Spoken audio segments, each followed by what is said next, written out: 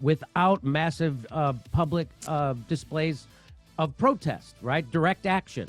So that's what's happening in Canada, and they don't want to cover that. Oh, as you my mentioned. God. They're not covering it, and if they do...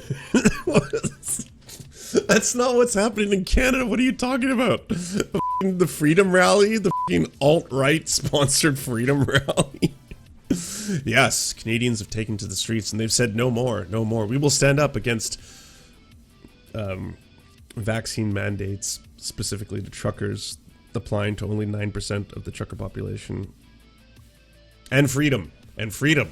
We're on board for freedom.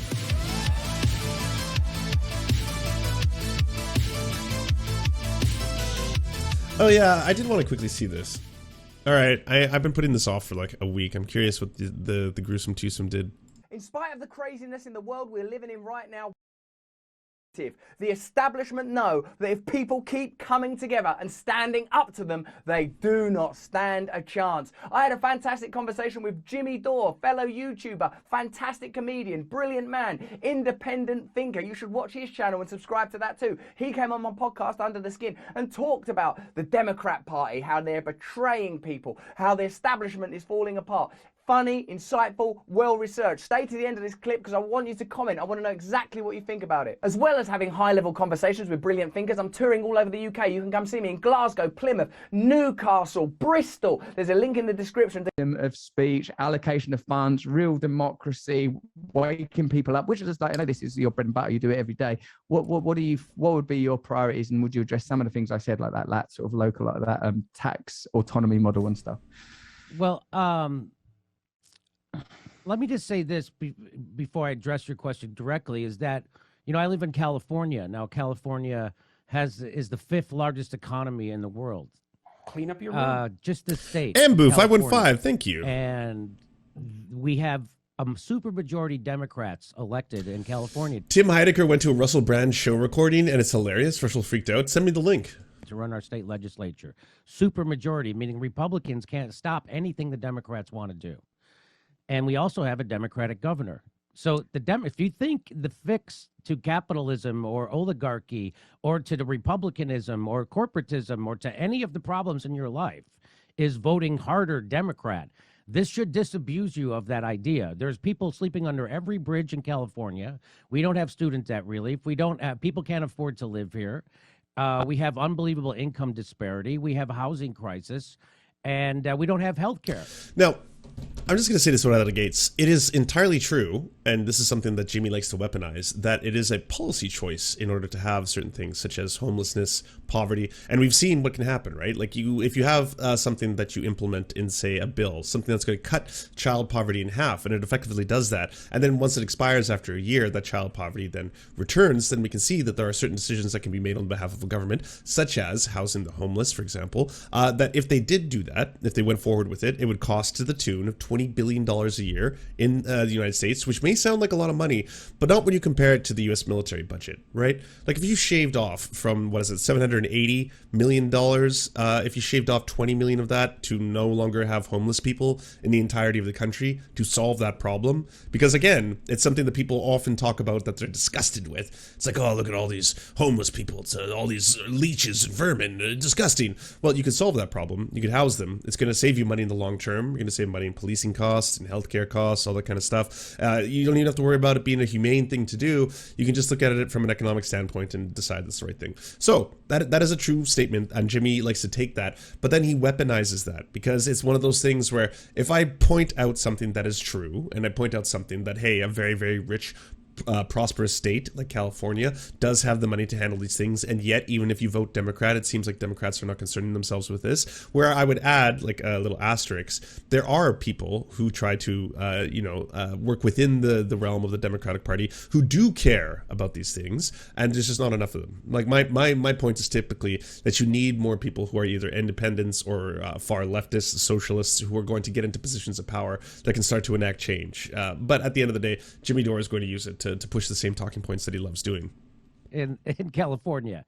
So if you think you can vote your way by voting Democrat out of any problem you're in, that is ridiculous. And that's why when people come on your show and say, we got to just vote harder for Democrats to fix it, they don't even believe that. That's just a lie. That's no one who is a sentient being who's been alive for the last 6 years. I've been watching politics since 1980. Nobody could believe that. That's just a bullshit, 100% on its face. The people who keep telling you to vote for Democrats are people who don't want to actually get outside the polite society that they circle in. You know, those same the bubbles that they travel in. They want to stay friends with all those people people who are oppressing workers and all that stuff. And they don't want to. That's what that is about. Now, how can we get more?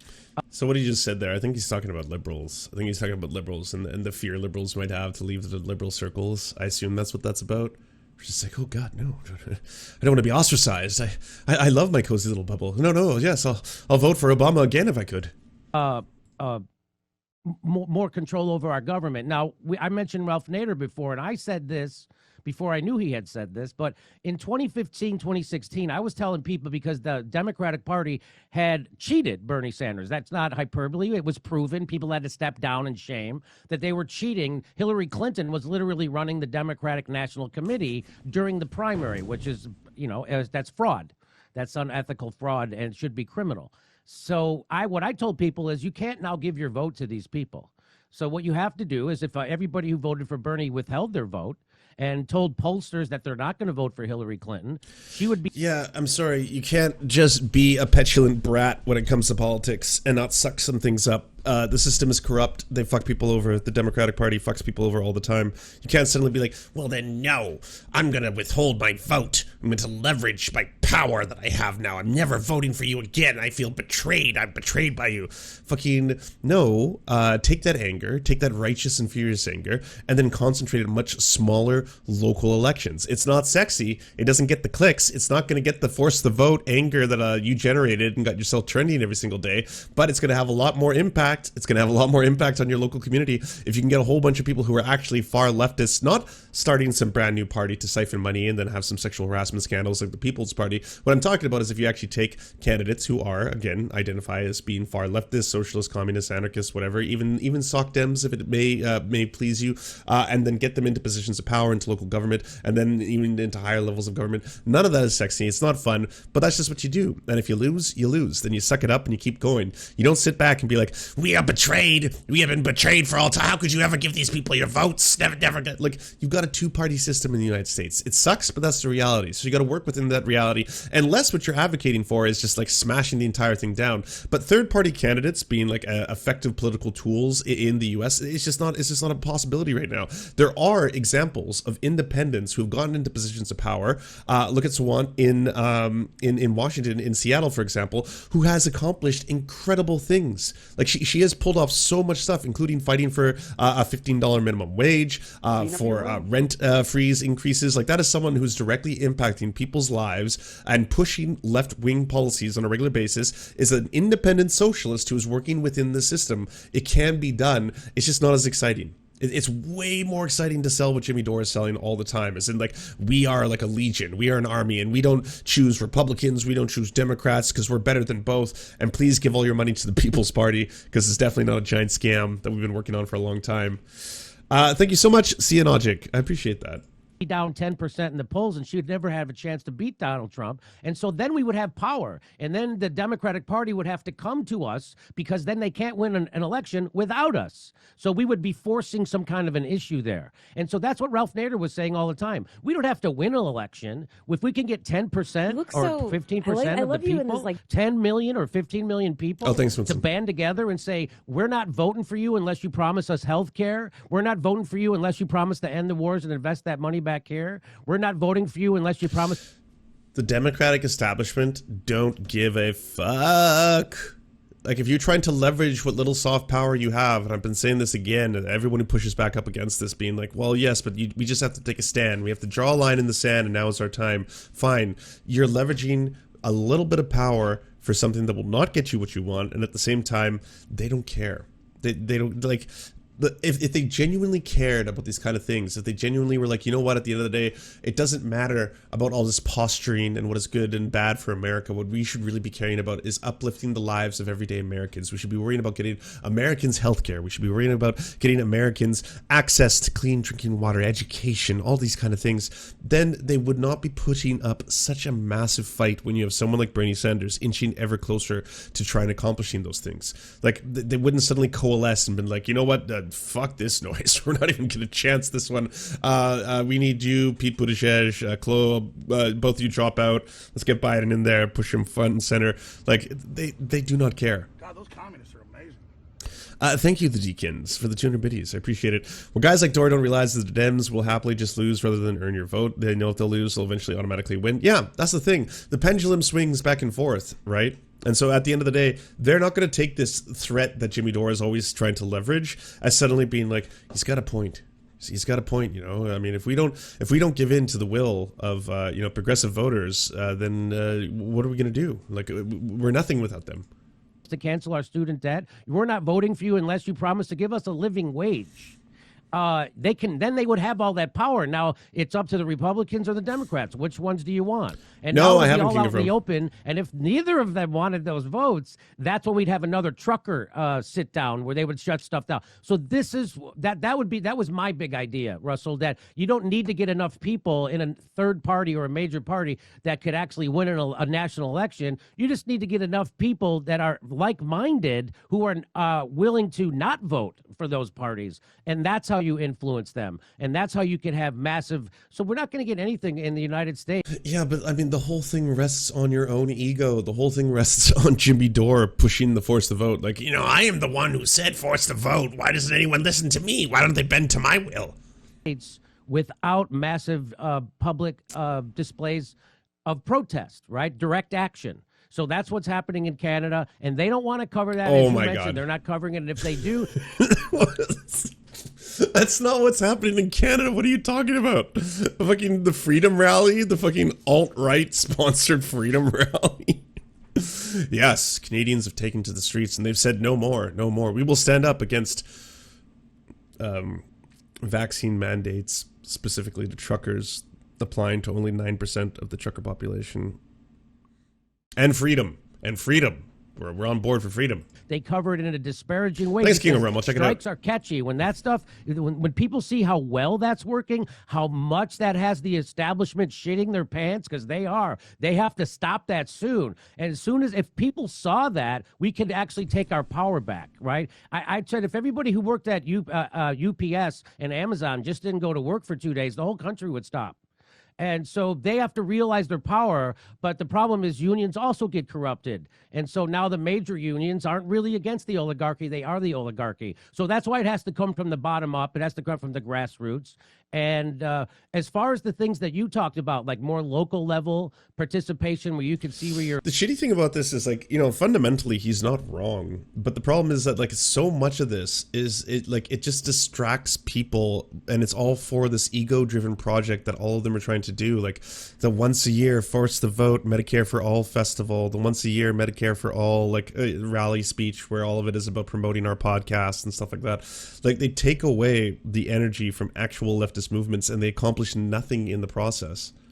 Tax dollars go. Yeah, I mean, of course, that is if you could start at a local level, that's always the best. You know, we were lobbying here with Ron Placone in Pasadena, California. We would go to the city council meetings and we would lobby our representatives for broadband, right? Why can't we have universal broadband? Major unions are the oligarchy. So I don't know if you remember, but when Jimmy was covering the trucker rally, and him, Richard Wolff, so many people got everything so wrong about it, he actually started coming after Teamsters in Canada. He came after the Teamsters union. It's like, universally, all the unions and worker cooperative organizations in this country oppose the trucker, protests and the occupation because they saw it for what it was. And then as soon as that started happening, Jimmy Dore's like, what do you think about this? Well, what do you think? The Teamsters saying apparently they're not on the behalf of, like, working truckers? What's happening here? I mean, is this an example of corruption at the highest levels in the unions? Now they even work for the oligarchy. This is the first time in my lifetime I've seen capital be threatened on the behalf of workers, and yet this is this is the results that they're getting.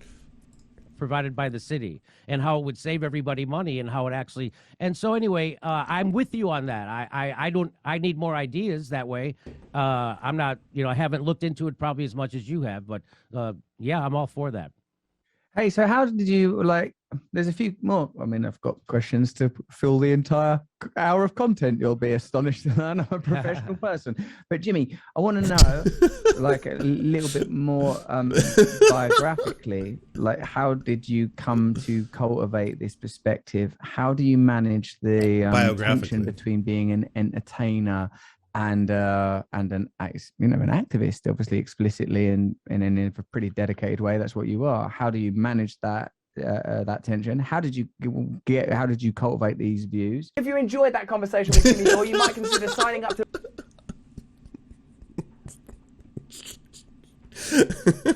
I mean, I totally get why you want to like just do a little like snippet, a sample, and then you put the rest on Patreon. You got to make your money. I get it. Like, hey, I got nothing against the game is the game, all that kind of shit.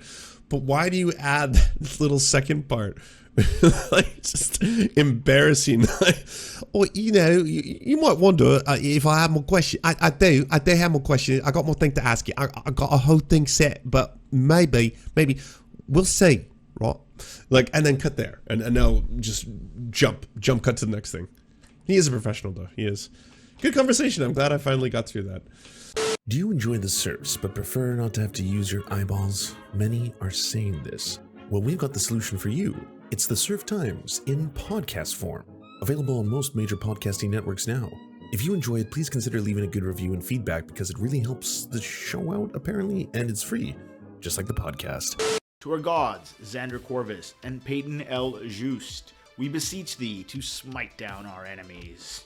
To our monarch, Tom Spiker, we are but your humble court jesters, here to amuse you. To our lords, Trevor R., we give thanks for this spit of land for us to eke out this meager existence. To our knights, Merid, Cheryl Alvarez, Ruby Kelly, Ellie Leslie, Alex P., Brandon, Words Greenwood, Nate, that one guy, Hagbird Celine, Matthew Scarborough, Stellar Vision, Ariane McCarthy, Daniel Sutton, Coulter Smith, Val 9000, Jenna Tall, Quiet 185, Anna Loves Riley, Omni, Riley and Anna, Poodlehawk, The Tim Caucus, Multimondi, Trevor Yanis, Lemmy 101, Anthropophojak, Cern 42, Catherine, Radical Maniac, Ramon Acosta, Nkosin, Violent Orchard, Sophie Baby, Political Puppy, Andreas Chiringuito, Zach Christensen, Josh Mickelson, Todd Buckingham, and Todd Lajeunesse. We raise our flag in a veil, and we salute you, our friends.